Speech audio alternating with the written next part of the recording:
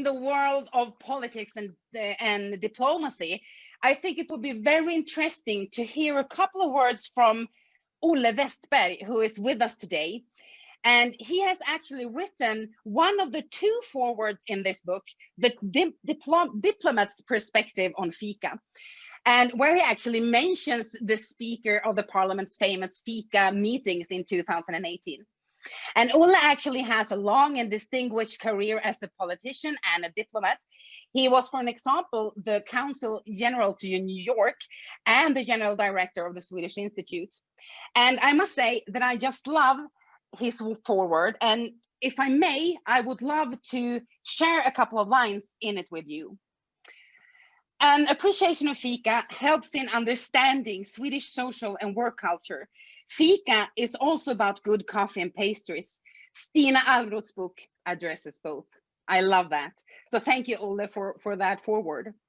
So Olle, perhaps you're with us today live, and perhaps you would like to share with us some of your own examples and experience of Fika being the solution of choice in challenges situations.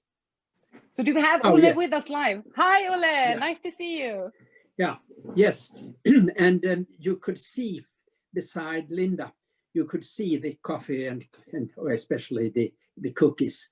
And but Fika for me is much more than that. It's about social contacts and a way to inform. And that's a bit what the speaker talked about. Because Swedish workplaces are far less hierarchical than in most other countries.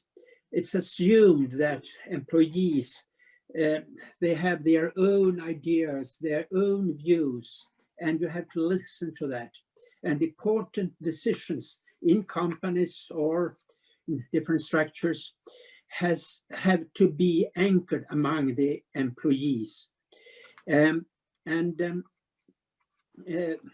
Therefore, the way to meet is very often the Fika.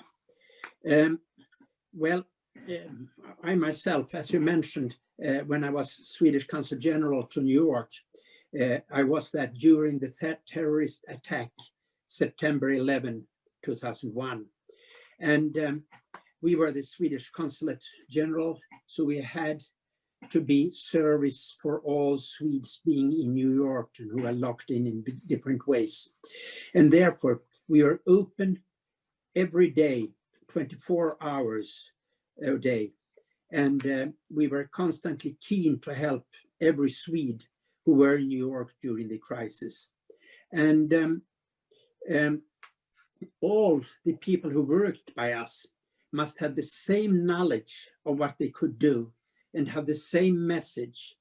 And therefore, we had to meet every day and to inform and consult each other. And when did we do it? Oh, we had a Fika meeting every day for more than a week after the terrorist attack.